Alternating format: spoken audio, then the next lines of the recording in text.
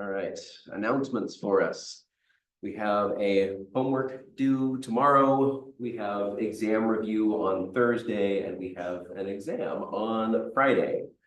In the meantime, we have most recently covered the halting problem, which is very difficult to put on slides or on the whiteboard in a way that is as clear as possible. So I like to refer to this Veritasium video. If you don't know Veritasium, he is one of the main content creators for advanced math topics and making advanced math topics make sense. If you've heard of 3 blue, 1 brown, those are kind of the two that I go to these days, 3 blue, 1 brown for a lot of math courses. So taking something like a discrete course or a linear course, I would recommend looking through those videos before taking those courses, just because he can take something that is not usually taught to be particularly clear and break it down into a way that is, you can understand linear algebra in about 2 hours off his videos. And then going through a more rigorous proof-based version of the course, you can start tying all of those ideas directly to what you're seeing in class. So I don't think it's a replacement for class by any means, but it is an excellent starting point for going into the class and having something intuitive to tie your class back to.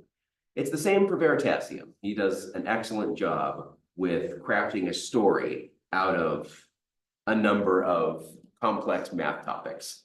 So about 2/3 of the way through this video, he will start talking about the halting problem. But before that, we're gonna tackle Gödel's incompleteness theorem and some other fun results in the history of how we have gone and proven some pretty wild results. So we are going to start that because we're starting from the beginning. This is going to take most of class. Sound should be working. There is a hole at the bottom of math. A hole that means we will never know everything with certainty. There will always be true statements that cannot be proven. Now, no one knows what those statements are exactly, but they could be something like the twin prime conjecture. Twin primes are prime numbers that are separated by just one number, like 11 and 13 or 17 and 19.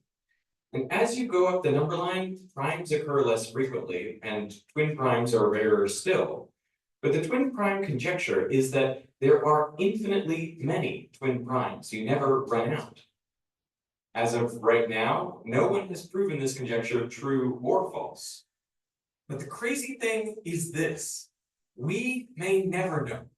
Because what has been proven is that in any system of mathematics where you can do basic arithmetic, there will always be true statements that are impossible to prove.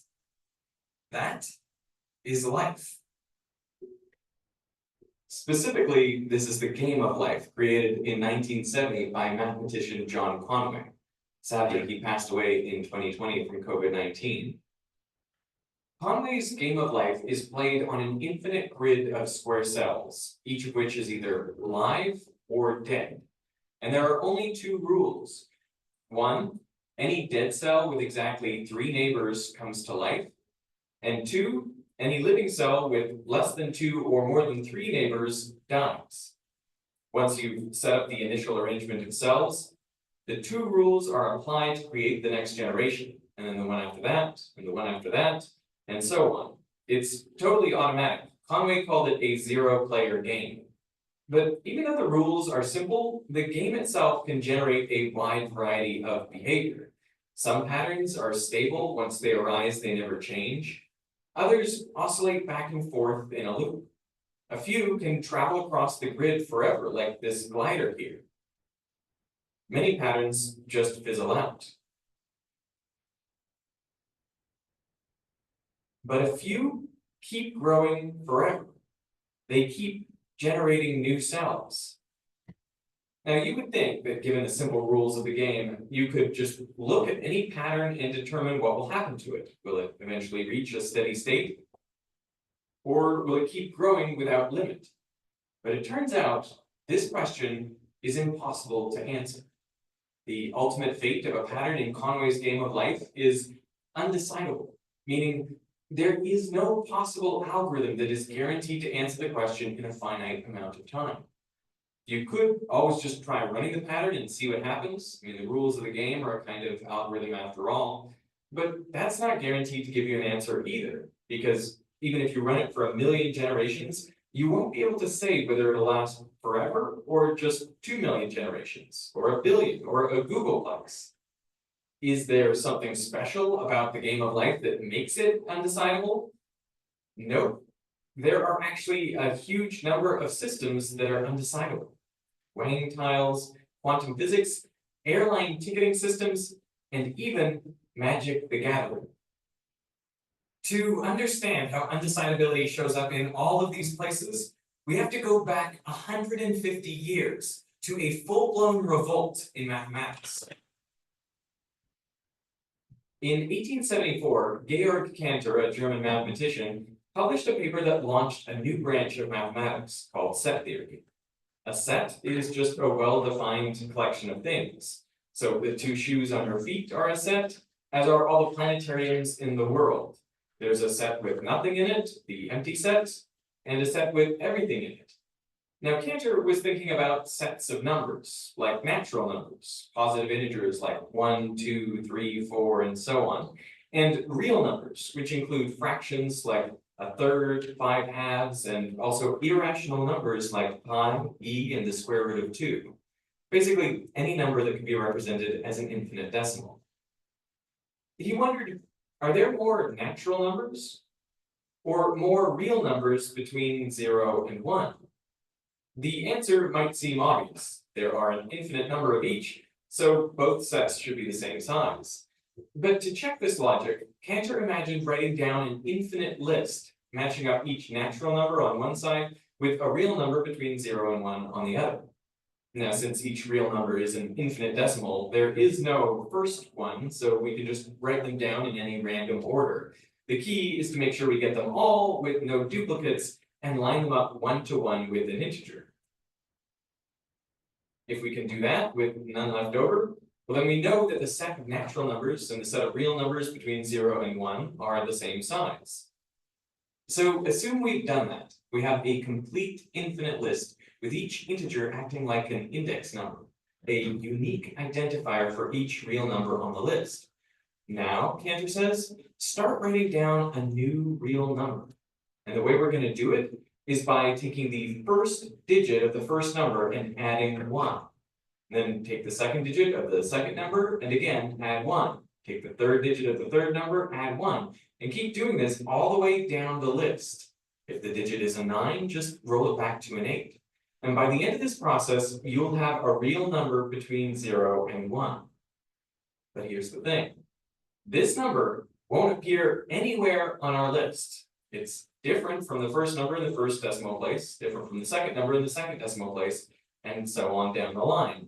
It has to be different from every number on the list by at least 1 digit, the number on the diagonal. That's why this is called Cantor's diagonalization proof. It shows there must be more real numbers between 0 and 1 than there are natural numbers extending out to infinity. So not all infinities are the same size. Cantor called these countable and uncountable infinities respectively. And in fact, there are many more uncountable infinities which are even larger. Now, Cantor's work was just the latest blow to mathematics. For 2,000 years, Euclid's elements were considered the bedrock of the discipline.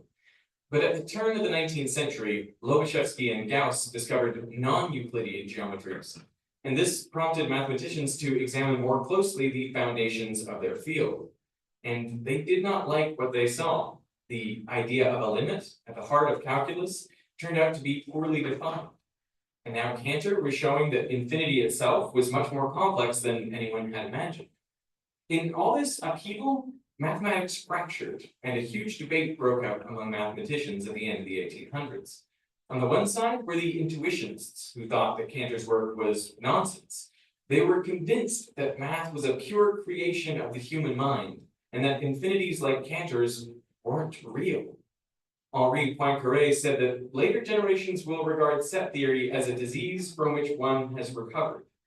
Leopold Kronecker called Cantor a scientific charlatan and a corrupter of the youth, and he worked to keep Cantor from getting a job he wanted. On the other side were the formalists. They thought that math could be put on absolutely secure logical foundations through Cantor's set theory. The informal leader of the formalists was the German mathematician David Hilbert. Hilbert was a living legend, a hugely influential mathematician who had worked in nearly every area of mathematics. He almost beat Einstein to the punch on general relativity. He developed entirely new mathematical concepts that were crucial for quantum mechanics, and he knew that Cantor's work was brilliant. Hilbert was convinced that a more formal and rigorous system of mathematical proof based on set theory could solve all the issues that had cropped up in math over the last century, and most other mathematicians agreed with him. "No one shall expel us from the paradise that Cantor has created," Hilbert declared. But in 1901, Bertrand Russell pointed out a serious problem in Cantor's set theory. Russell knew that if sets can contain anything, they can contain other sets, or even themselves. For example, the set of all sets must contain itself, as does the set of sets with more than 5 elements in it. You could even talk about the set of all sets that contain themselves. But this leads straight to a problem. What about R, the set of all sets that don't contain themselves? If R doesn't contain itself, well, then it must contain itself.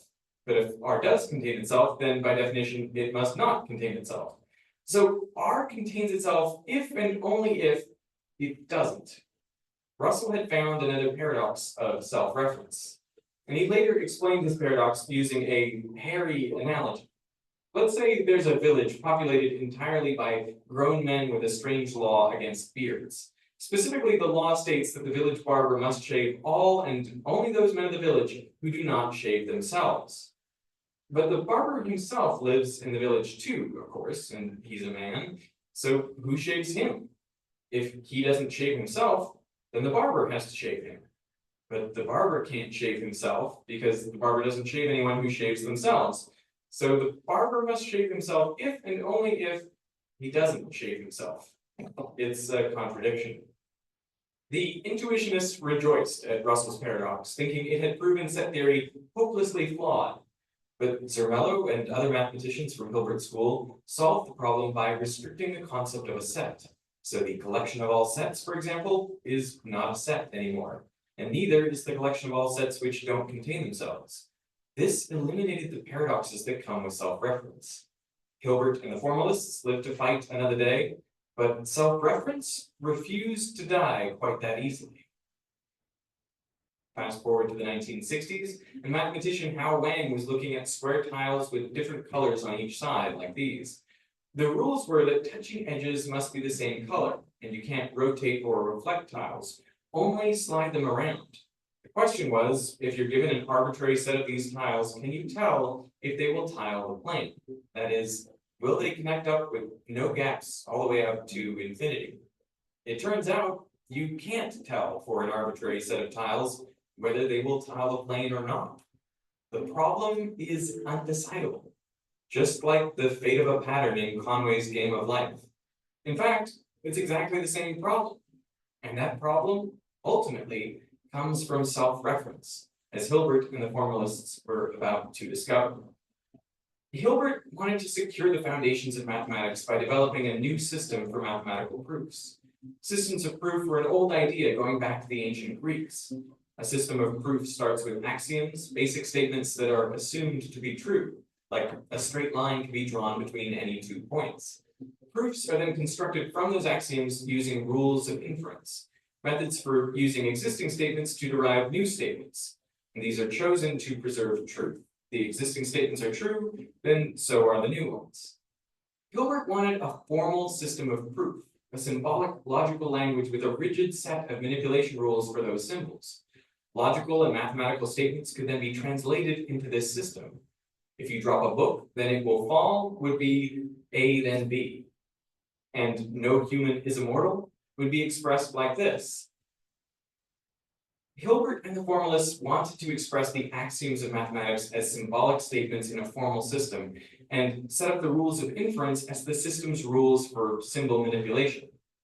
So Russell, along with Alfred North Whitehead, developed a formal system like this in their 3-volume Principia Mathematica, published in 1913.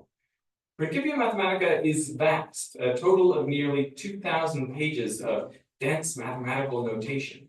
It takes 762 pages just to get to a complete proof that 1 + 1 = 2. At which point Russell and Whitehead dryly note, the above proposition is occasionally useful. The authors had originally planned a 4th volume, but unsurprisingly, they were too worn out to complete it. So yes, the notation is dense and exhausting, but it is also exact, unlike ordinary languages. It leaves no room for errors or fuzzy logic to creep in. And most importantly, it allows you to prove properties of the formal system itself. There were 3 big questions that Hilbert wanted answered about mathematics. Number 1, is math complete? Meaning, is there a way to prove every true statement? Does every true statement have a proof? Number 2, is mathematics consistent? Meaning, is it free of contradictions? I mean, if you can simultaneously prove A and not A, then that's a real problem because you can prove anything at all. And number 3, is math decidable? Meaning, is there an algorithm that can always determine whether a statement follows from the axioms? Now, Hilbert was convinced that the answers to all 3 of these questions was yes. At a major conference in 1930, Hilbert gave a fiery speech about these questions. He ended it with a line that summed up his formalist dream.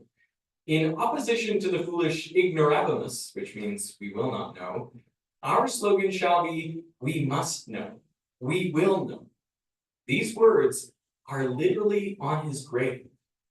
But by the time Hilbert gave this speech, his dream was already crumbling. Just the day before, at a small meeting at the same conference, a 24-year-old logician named Kurt Gödel explained that he had found the answer to the first of Hilbert's 3 big questions about completeness. The answer was no. A complete formal system of mathematics was impossible. The only person who paid much attention was John von Neumann, one of Hilbert's former students, who pulled Gödel aside to ask a few questions. But the next year, Gödel published a proof of his incompleteness theorem, and this time everyone, including Hilbert, took notice.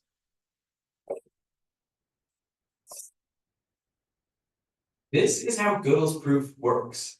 Gödel wanted to use logic and mathematics to answer questions about the very system of logic and mathematics.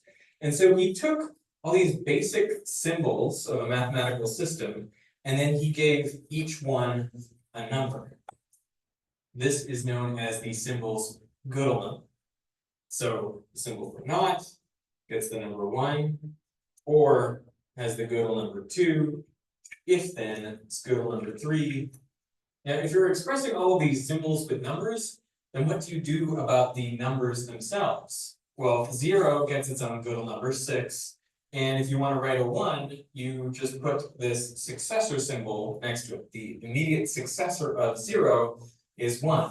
If you want to write 2, then you have to write SS0, and that represents 2, and so on. So you can represent any positive integer this way. Granted, it is cumbersome, but it works, and that is the point of this system.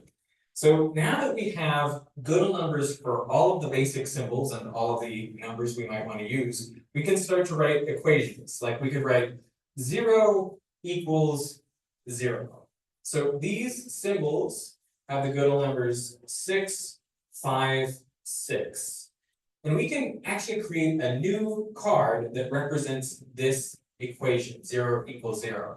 And the way we do it is we take the prime numbers, starting at 2, and we raise each one to the power of the Gödel number of the symbol in our equation. So we have 2 to the power of 6 times 3 to the power of 5 times 5 to the power of 6 equals 243 million.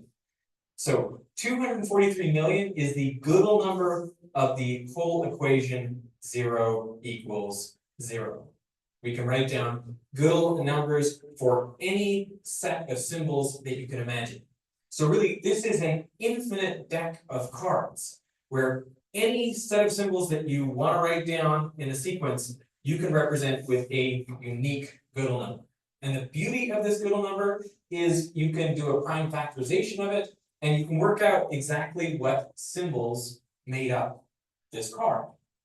So in this whole pack of cards, there are going to be true statements and there are going to be false statements. So how do you prove that something is true? Well, you need to go to the axioms. The axioms also have their own Gödel numbers, which are formed in the same way. So here's an axiom which says not the successor of any number x equals 0. Which makes sense, because in this system, there are no negative numbers. So the successor of any number cannot be 0. So we can put down this axiom, and then we can substitute in 0 for x, saying that 1 does not equal 0. And we've created a proof. This is the simplest proof I can think of that shows that 1 does not equal 0. Now this card, for the proof of 1 does not equal 0, gets its own Gödel number. And the way we calculate this Gödel number is just as before, we take the prime numbers and we raise 2 to the power of the axiom times 3 to the power of 1 does not equal 0. And we get a tremendously large number. It would have 73 million digits if you calculated it all out. So I've just left it here in exponential notation. As you can see, these numbers get very large, and so you might want to start just calling them by letters. So we could say this one is Gödel number A, this is Gödel number B, Gödel number C, and so on. Gödel goes to all this trouble to find this card, which says there is no proof for the statement with Gödel number G. The trick is that the Gödel number of this card is G. So what the statement is really saying is this card is unprovable. There is no proof anywhere in our infinite deck for this card. Now think about it. If it's false and there is a proof, then what you have just proven is there is no proof. So you're stuck with a contradiction. That would mean the mathematical system is inconsistent. The other alternative is that this card is true. There is no proof of the statement with Gödel number G. But that means this mathematical system has true statements in it that have no proof. So your mathematical system is incomplete. And that is Gödel's incompleteness theorem. This is how he shows that any basic mathematical system that can do fundamental arithmetic will always have statements within it which are true, but which have no proof. There's a line in the TV show The Office that echoes the self-referential paradox of Gödel's proof. Jim is my enemy. It turns out that Jim is also his own worst enemy. And the enemy of my enemy is my friend. So Jim is actually my friend. But because he is his own worst enemy, the enemy of my friend is my enemy. So actually Jim is my enemy. But Gödel's incompleteness theorem means that truth and provability are not at all the same thing. Hilbert was wrong. There will always be true statements about mathematics that just cannot be proven. Now, Hilbert could console himself with the hope that at least we can still prove maths consistent, that is, free of contradictions. But then Gödel published his second incompleteness theorem, in which he showed that any consistent formal system of math cannot prove its own consistency. So, taken together, Gödel's two incompleteness theorems say that the best you can hope for is a consistent yet incomplete system of math. But a system like that cannot prove its own consistency. So some contradiction could always crop up in the future, revealing that the system you've been working with had been inconsistent the whole time. And that leaves only the third and final big question from Hilbert: is mathematics decidable? That is there an algorithm that can always determine whether a statement follows from the axioms? And in 1936, Alan Turing found a way to settle this question. But to do it, he had to invent the modern computer. In his time, computers weren't machines, they were people. often women who carried out long and tedious calculations. Turing imagined an entirely mechanical computer. He wanted it to be powerful enough to perform any computation imaginable, but simple enough that you could reason through its operation. So he came up with a machine that takes as input an infinitely long tape of square cells, each containing a 0 or a 1. The machine has a read-write head that can read one digit at a time, and then it can perform one of only a few tasks. Overwrite a new value, move left, move right, or simply halt. Halting means the program has run to completion. And the program consists of a set of internal instructions. You can think of it like a flowchart that tells the machine what to do based on the digit it reads and its internal state. You could imagine exporting these instructions to any other Turing machine, which would then perform in exactly the same way as the first. Although this sounds simple, a Turing machine's arbitrarily large memory and program mean it can execute any computable algorithm if given enough time. From addition and subtraction to the entire YouTube algorithm, it can do anything a modern computer can. That's what made the Turing machine so useful in answering Hilbert's question on decidability. When a Turing machine halts, the program has finished running and the tape is the output. But sometimes a Turing machine never halts. Maybe it gets stuck in an infinite loop. Is it possible to tell beforehand if a program will halt or not on a particular input? Turing realized this halting problem was very similar to the decidability problem. If he could find a way to figure out if a Turing machine would halt, then it would also be possible to decide if a statement followed from the axioms. For example, you could solve the twin prime conjecture by writing a Turing machine program that starts with the axioms and constructs all theorems that can be produced in one step using the rules of inference. Then it constructs all theorems that can be produced in one step from those, and so on. Each time it generates a new theorem, it checks if it's the twin prime conjecture. And if it is, it halts. If not, it never halts. So if you could solve the halting problem, you could solve the twin prime conjecture and all sorts of other unsolved questions. So Turing said, let's assume we can make a machine H that can determine whether any Turing machine will halt or not on a particular input. You insert the program and its input, and H simulates what will happen, printing out either halts or never halts. For now, we don't worry about how H works. We just know that it always works. It always gives you the right answer. Now, we can modify the H machine by adding additional components. One, if it receives the output halts, immediately goes into an infinite loop. Another, if it receives never halts, then it immediately halts. We can call this entire new machine H+, and we can export the program for that entire machine. Now, what happens if we give this machine its own code, both as program and input? Well, now, H is simulating what H+ would do given its own input. Essentially, H has to determine the behavior of a machine that it itself is a part of in this exact circumstance. If H concludes that H+ never halts, well, this makes H+ immediately halt. If H thinks H+ will halt, well, then that necessarily forces H+ to loop. Whatever output the halting machine H gives, it turns out to be wrong. There's a contradiction. The only explanation can be that a machine like H can't exist. There's no way to tell in general if a Turing machine will halt or not on a given input. And this means mathematics is undecidable. There is no algorithm that can always determine whether a statement is derivable from the axioms.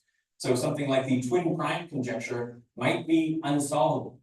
We might never know whether there are infinite twin primes or not. The problem of undecidability even crops up in physical systems.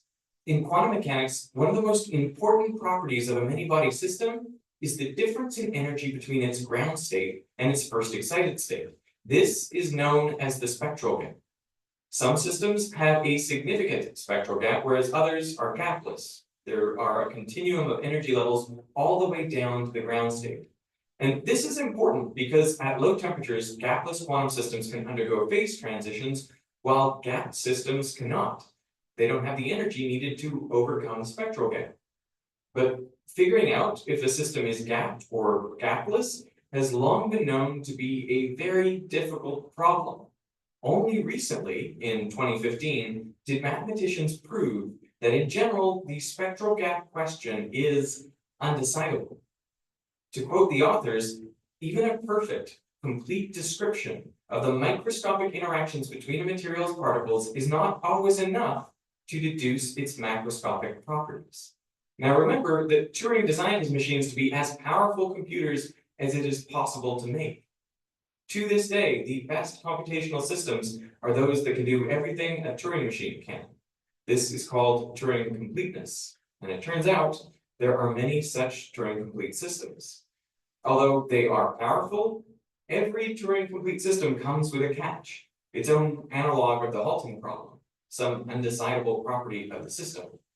Wang tiles are Turing complete. Their halting problem is whether or not they'll tile the plane. Complex quantum systems are Turing complete, and their halting problem is the spectral gap question.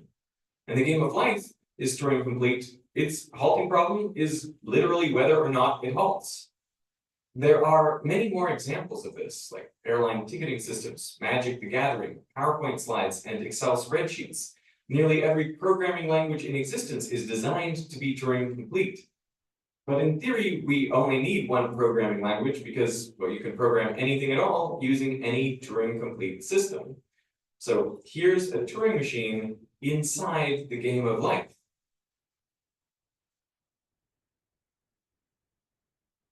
And since the game of life is itself Turing complete, it should be capable of simulating itself. And indeed, it is.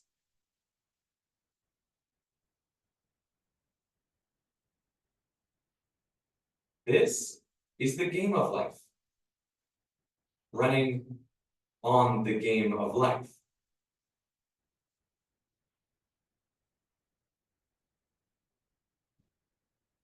The real legacy of David Hilbert's dream is all of our modern computational devices. Kurt Gödel suffered bouts of mental instability later in life. Convinced that people were trying to poison him, he refused to eat, eventually starving himself to death. Hilbert died in 1943. His epitaph was his slogan from 1930. We must know, we will know. The truth is, we don't know.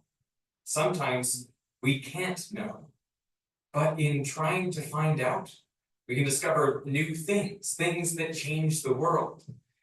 Alan Turing put his ideas about computing to practical use in World War II, leading the team at Bletchley Park that built real calculating machines to crack Nazi codes for the Allies. By one estimate, the intelligence Turing and his colleagues gathered from decrypted messages shortened the war by 2 to 4 years. After the war, Turing and John von Neumann designed the first true programmable electronic computer, ENIAC, based on Turing's designs.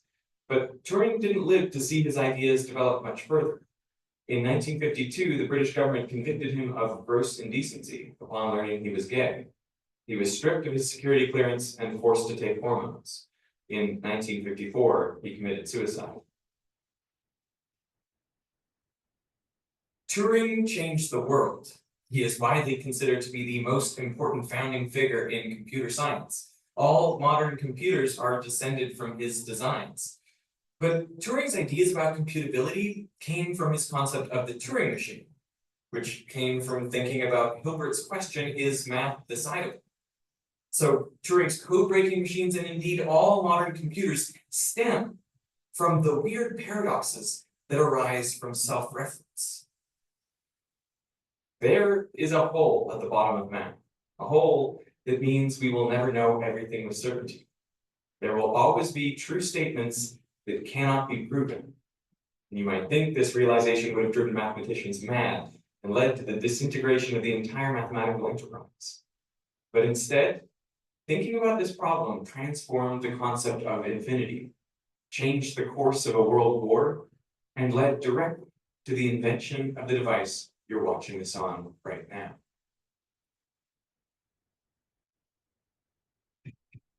Yeah. So historically, I have only shown the halting problem part of that video. Any feedback on whether that within the context of the whole video was interesting or worth it?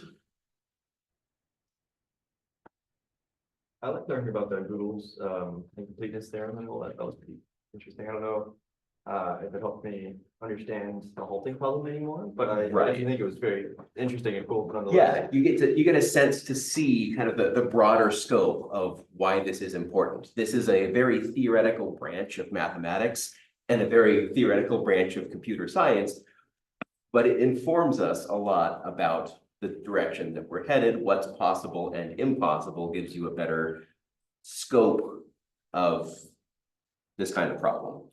So we had gone through the halting problem, and as I mentioned before, this is just kind of a textual based version of what was described, but I honestly think that it's easier to understand in a visual format. So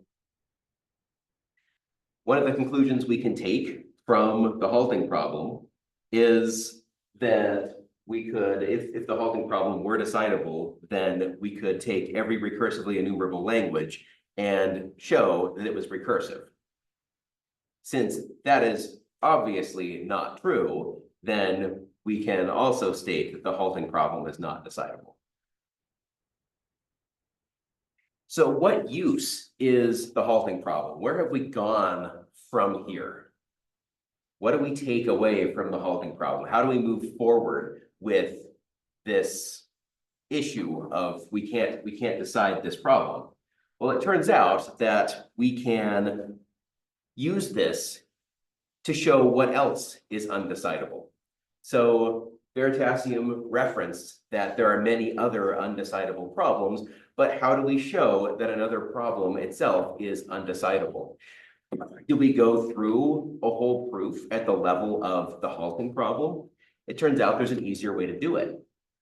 This easier way is to convert that problem into the halting problem, which was kind of hinted at in the video of all of the other examples that were given. There was this form of that problem, but that's true as well in computer science. We can now take additional problems and say, well, if we could solve this problem, then we could solve the halting problem. And since we know that we cannot solve the halting problem, the only reasonable conclusion is we have a proof by contradiction. We can't decide this problem.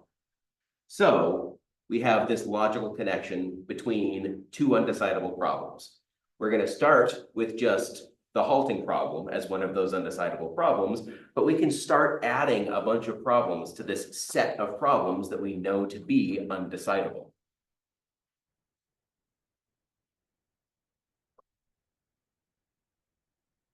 So the basic idea, as I just mentioned, if we can determine decidability based on a known undecidable problem, then the problem that we're asking about must also be undecidable. Because if it were decidable, we would have an algorithm to decide an undecidable problem, which we know is impossible. So this allows us some logic, a way to add more and more undecidable problems to this list of known undecidable problems. So let's give you an example of what this looks like. So we want to answer a question: does a Turing machine enter some particular internal state when M is applied to some input string W? We want to know, does this Turing machine ever enter Q3 or any other potential internal state? So we can, to answer this problem, we could try to reduce it to the halting problem that says, if we could answer this problem, then we could answer the halting problem. Does anyone have any intuition about how you might do that?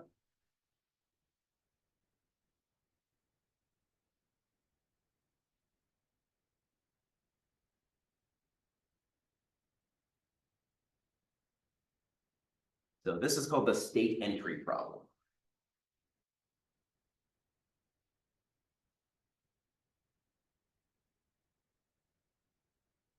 It turns out we end up just having to query about the final states in the system. We know that a Turing machine only halts and accepts from an accepting state. So we can assume first that there exists an algorithm that solves the state entry problem. We could write a program that determines whether a Turing machine enters a particular state on some input. We modify that Turing machine to get our old friend mproof from the halting problem in such a way that mproof halts in that state that we are curious if this Turing machine enters, if and only if m halts.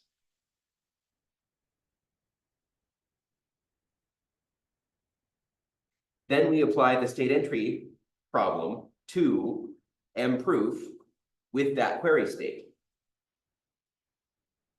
Because of this, if mproof answers yes, which means that we entered state Q, then mproof halts.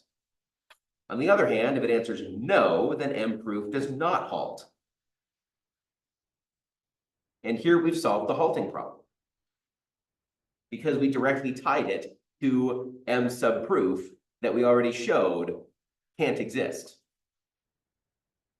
So if there existed an algorithm that solved the state entry problem, we could modify it such that it solved the halting problem.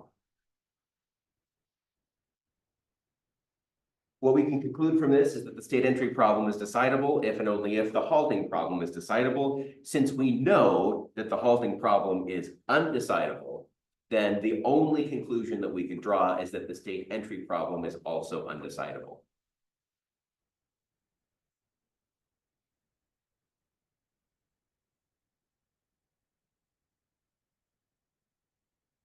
How do we feel about that? Does that logically make sense? If we could solve one problem, then we could solve the other problem. Since we know the second problem can't be solved, the first problem can't be solved.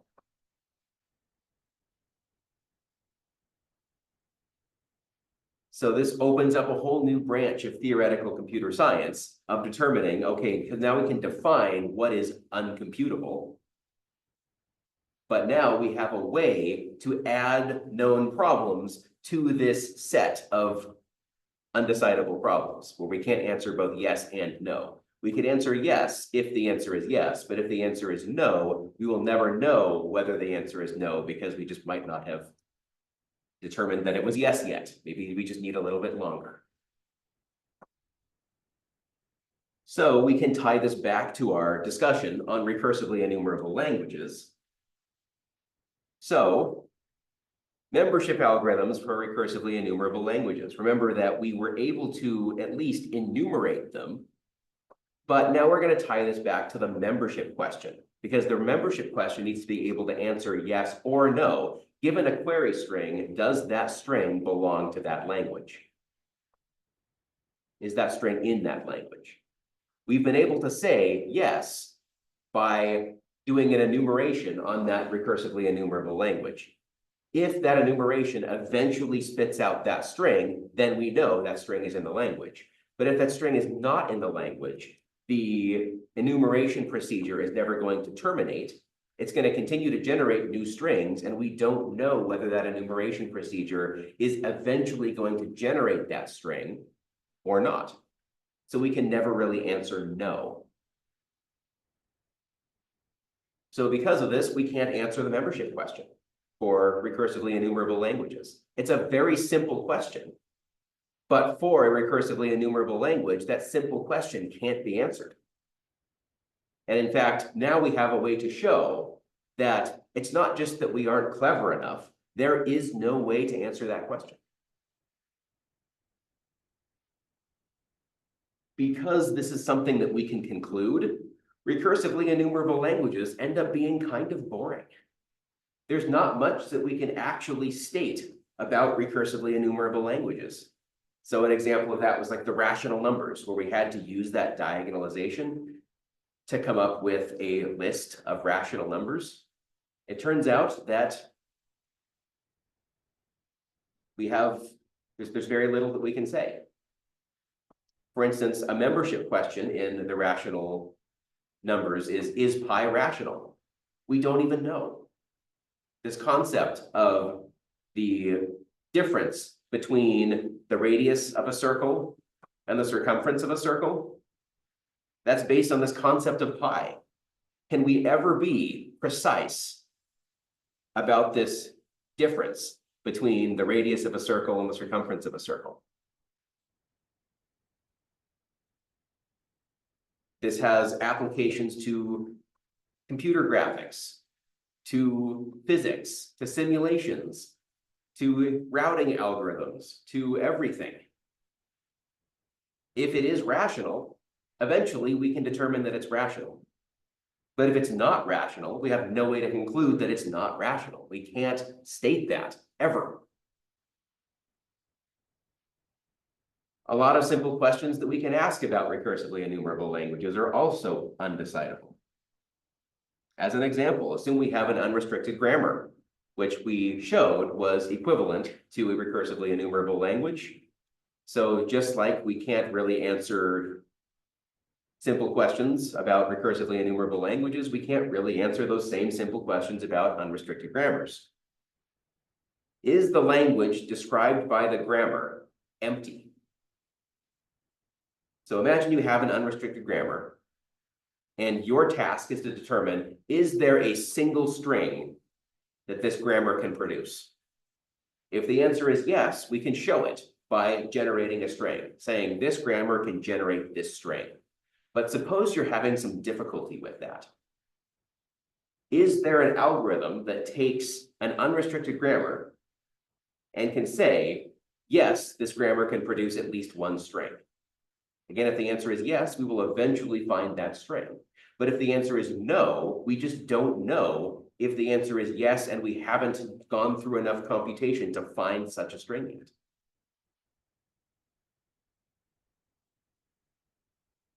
You can reduce this reduction to the membership problem.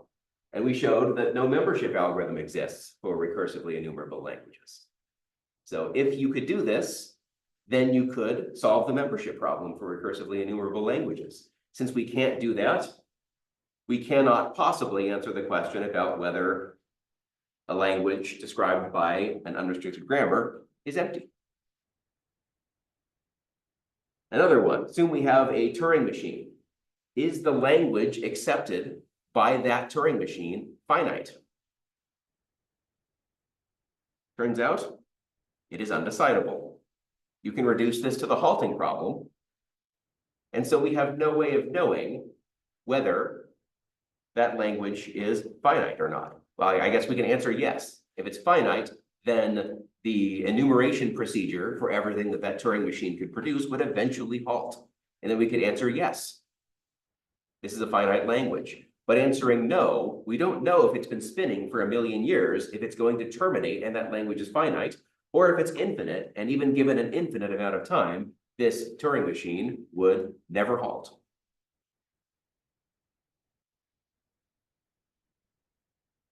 Yet another example, we have a Turing machine over the alphabet AB. Are there 2 strings in the language accepted by M that are the same length? Undecidable. If the answer is yes, we will eventually derive those 2 strings via an enumeration procedure. But if the answer is no, we can't ever state that. We can continue generating new strings via an enumeration procedure, but what if that enumeration procedure eventually generates a second string that is the same length as something that generated before? There's no way to structure that in a way that is consistent across a bunch of different languages, so we can't have such an algorithm. If we could solve that, we could solve the halting problem. So you can see that a bunch of very simple questions are undecidable about recursively enumerable languages, which is interesting.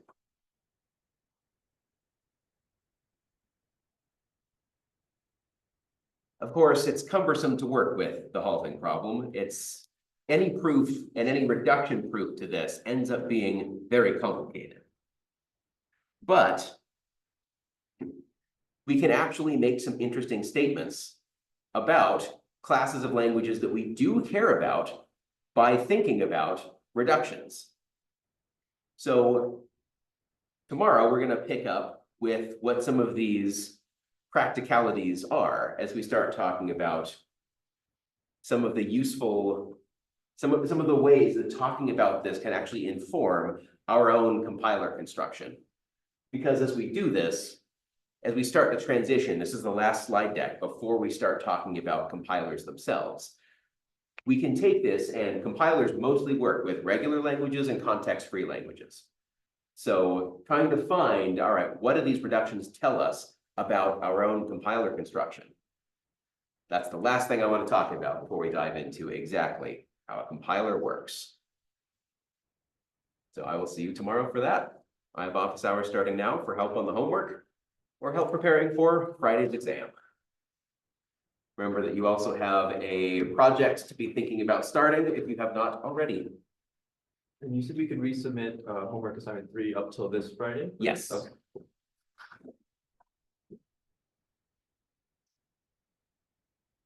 All right, see you all tomorrow.